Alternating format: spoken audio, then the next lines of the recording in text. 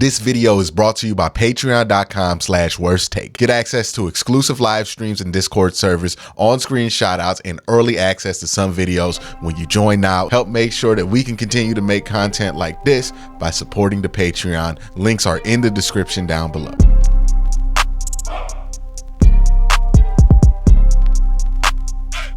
So we talked a lot about what it means to add these different pieces, but I wanted to do a better visual demonstration of the options that the Browns can have because of the pieces that they have. So to do that, I'm going to jump to my photo program and we're going to try to visualize that for everybody, so people can see what different types of things and how the versatility can be used on the defensive side of the ball. So to represent this, I have a bunch of pictures. That's the Browns offensive line at the bottom. So basically, look, Miles is going to probably line up here. Dalvin, he's either going to line up here or here. He's probably going to line up here. And then Za'Darius in base, he's probably lining up here. And then you're probably, well, it's a wide, so we're going to have a wider net here. My bad. I forget. We switched to the wide net. So wide net means edge rushers on the outside shoulder. And then these dudes are going to be lining up kind of like stacked. And then let's just pick Perion. Let's say Perion starts for whatever reason right here. All right. So you got Dalvin Tomlinson, Myles Garrett here. And then on the outside, you'll probably have Greg Newsome. And then you're also going to have, where is my boy here? Denzel Ward. Denzel Ward is behind Cam. So we're going to put Denzel Ward on the opposite other side. We're just going to condense this a little bit just for better illustrative purposes. And then we probably going to have A-Walk at Mike. Okonkwo's probably not starting. And then you're going to have JOK and Sam. Well, no, at will. Sam is going to be Sione Takitaki. Strong, free, these two. So this is base, right? Base is just your regular 4-3 setup. Let me get rid of the offensive lineman because I think that's a little bit distracting until we get to the point to where we need them. So let me move these dudes out the way. And then we'll get going. So that's going to be the base alignment for this team. This is base 4-3. Now, when you go into nickel, that means you take a linebacker off the field and you replace him with the DB. The reason they call nickel is because you have 5 DBs, right? Nickel, 5, nickel. You also call this sub packages. Well, sub, diamond, nickel are both sub packages. There's multiple different sub packages. So let's take a linebacker off the field. It's probably Sione Takitaki, if not maybe here. But even here, right, you can get into your nickel package and then you can either bring in Cam, Ronnie McLeod, and let's just pretend as if Sione Takitaki is MJ because I forgot to get MJ's picture, right? So you could bring in one of those guys. Let's say it's Cam because you want somebody to play that slot corner position. So they'll probably line up like right here where the linebacker would. Or you could get even more creative with it in the sub package and get super light. Let's put Grant at linebacker, at sub linebacker. You go super light athletic with both JOK and Grant. Probably move guys inside more often. Slide in tight, and then you can slide Juan. He'll stay at free. You could probably put in Ronnie McLeod as the other safety if you're really worried about getting beat. And then you can bring in a guy like Martin Emerson, Cam Mitchell, or you can even do it where you can keep Grant on the field here, put Ronnie in, have JOK as one of the linebackers, and then have A-Walk out there if you think there's a little bit more of a run threat. But you can also cover for the pass threat. You know what I mean? So you can have some multiple options out there.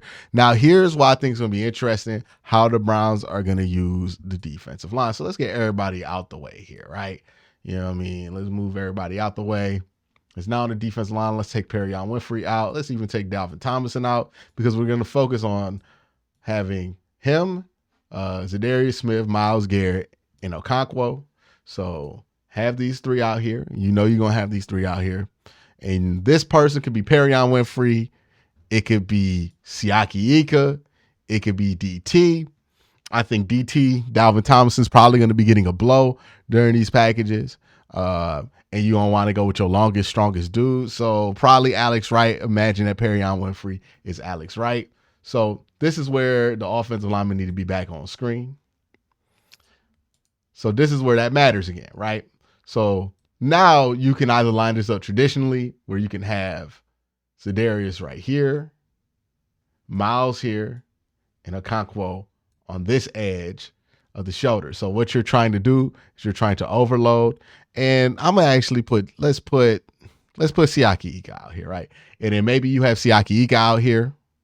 I would probably go with Alex Wright, but you'll probably put Siaki Ika out here too. That's another option if you feel like he could two gap. The reason that's important is going to come into frame pretty soon here, right? So you're probably going to have JOK out here in the package like this.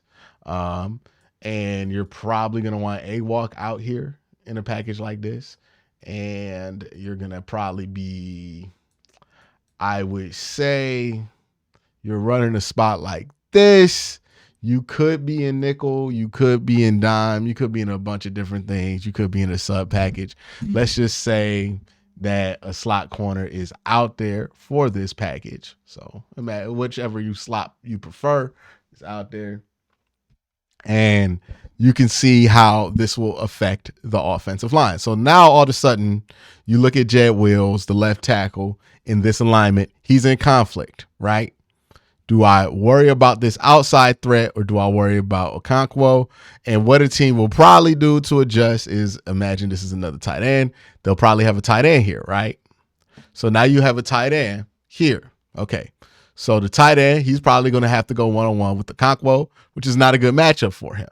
Then if you're Jed, you're probably going to help on Okonkwo because the tight end's on him.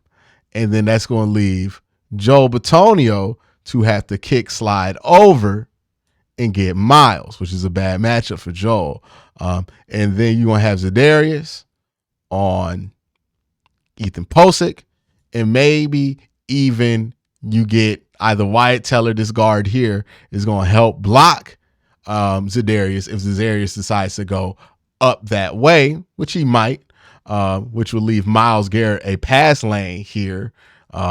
And Okonkwo will probably be pretty well blocked up by these two dudes, or you're going to have a situation where Jed just decides to ignore the guy coming off the edge and leave Okonkwo one-on-one with the tight end. But the reason I don't think that's likely or why somebody would do that is because whoever you put at that widest edge spot, you're kind of putting in an advantage because that's the spot where it's easiest to get to the quarterback. So no matter who's there, you have to double it if you think there's a credible threat there, right?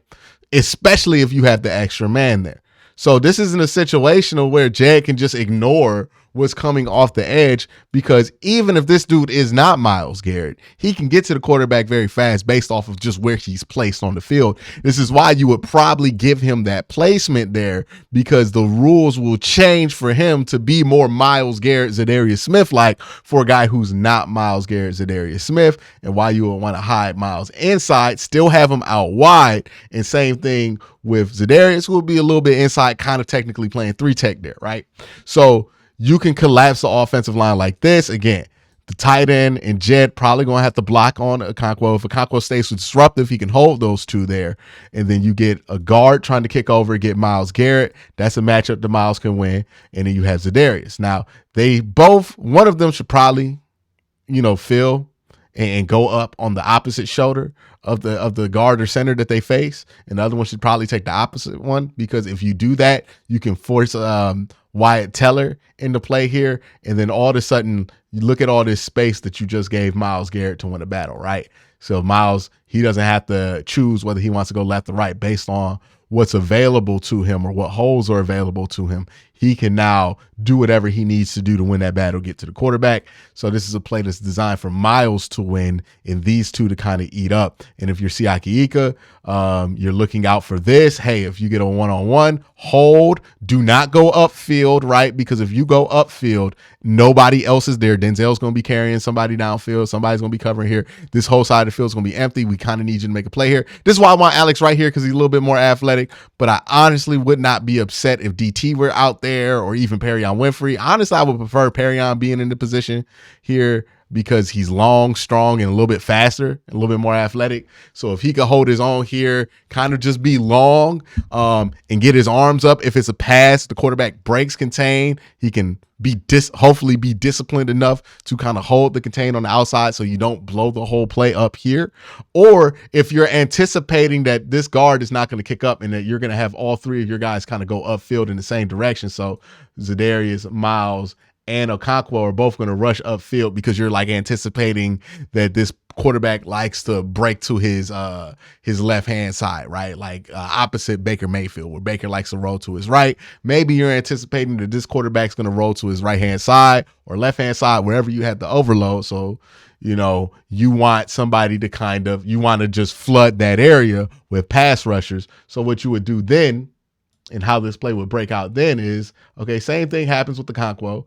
And then maybe, Jed slides over if he feels like Okonkwo and this tight end are fine to Miles. And then Za'Darius will be handled by the center if that's not an issue. And then you'll have these two dudes over here, and it will be Siaki Ika's job to make sure that those dudes don't go upfield, don't go behind, don't go to help out on the other side. Just keep them occupied, right? Your job, like Siaki Ika, don't need to get upfield here. He don't need to win. What he needs to do is stay here.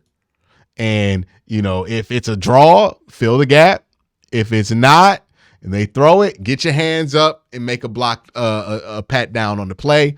And that will be fine enough. There for you, right? So that's one of the ways you can obviously flip this and have it happen on the opposite side. You can have different guys in the position to win instead of it being Myles Garrett. You can have this play breakdown a lot of different ways, but that's just one option on how you can get these guys and put Myles Garrett in a position to force a one-on-one, right? Because that's what we were talking about, right? Myles Garrett wasn't really in a spot to force a one-on-one because instead of the play breaking out like this, the play would usually break out like 1-2. Maybe you get a guy on Miles, and then this dude shades upfield, runs himself out the play, and then Miles double teamed, right? Miles double teamed. We have nobody who can anchor on the opposite side, and then boom, all of a sudden everybody's head on head. Offensive line can also slide to prevent this, right? To help adjust to this, but then something interesting will happen. So let's say that they have the same alignment. The Browns are out there like this, and the offensive line decides to check to a slide left. So they go loosey, left, whatever they say. Sometimes you hear teams yell Obama out here to indicate left, left, left, go left, slide left, kick left, all that. So now you'll have a kick left. So that means everybody just goes over one gap. Okonkwo, same thing here. Oops, same concept here. I didn't mean to spin you. Same concept here. So everybody's going to try to slide up left, and then you'll probably have a double team here, right? And then, let's say you get caught out there in a bad personnel package and you have to do this with Ika out there. So you got a double here, a double here probably. That's going to slide over to a double if the tackle's paying attention, and then a single double here. But you're going to have pretty much this way slide here. All right, cool. You can do that. And if you anticipate, hey, they're going to check to a slide left to anticipate for the overload, we're going to check to a blitz. So now all of a sudden we're going to have these three go up here, fill these gaps and contain, and then slide that slot corner in there, right? You know what I mean? So just slide that corner blitz in there or linebacker blitz in there, because the way that they're sliding is going to open up a gap in the defense that somebody can run right through and get themselves a quick sack in.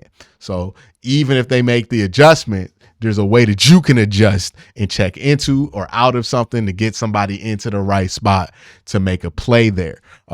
So that's another thing that the Browns could take advantage of there, right? Having somebody who can blitz off the corner. You could have that be Cam Mitchell. You could even have that be Greg Newsome if he wanted to. You could have that be, where my boy at, Ronnie McLeod. He playing tight end. You can have that be Ronnie McLeod. Whoever you need it to be, that guy can be.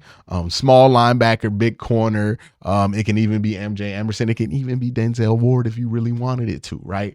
But that's another way that you can take advantage of it. If you get a team that decides that to combat your defensive line, they're just going to check to 12, then you won, right?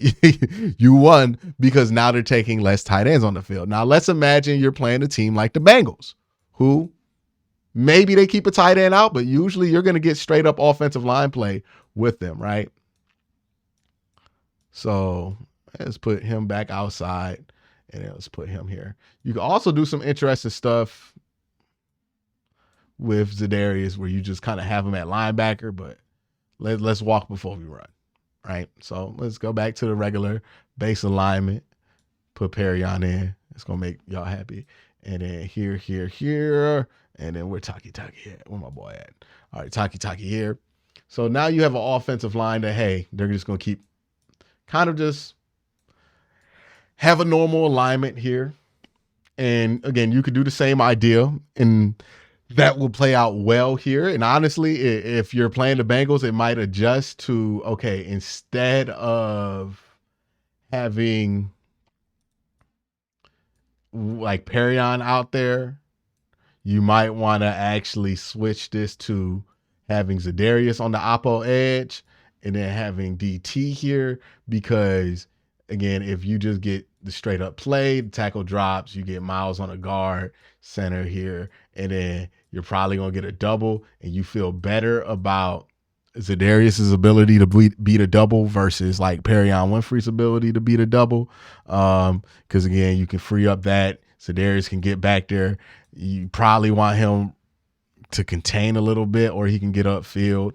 But you could do something like that, or the Bengals adjust and decide that they're going to go slide left to adjust for this. And it's the same idea as earlier, right? You're going to slide left, slide left, slide left, slide left. And then the tackle's probably going to anchor on his side because he has a man right in front of him. And then you can keep somebody in. So that's probably what you'll check to if you hear a slide left. So you will probably slide left. Okay, you're going to check to something, and you're going to put somebody in the box, right? You know, maybe it's put JOK. You're going to have JOK tiptoe down into the box, and they check to that. So you go slide left. They go left, left, left. And you can either have JOK rush, or you can have JOK mush, where it's like, okay, I'm going to act like I'm rushing, but all I'm trying to do is maintain you and hope that one of my guys win here, or I'm going to mush, wait till you decide I'm not helping, and then crash in or do something like that. But those are different ways that you can use the talent that you have on the defensive line. That's just like a fraction of the ways that you can use this team. If you want to see more stuff like this, let me know in the comment section below. But y'all have a great day. Have an even better night.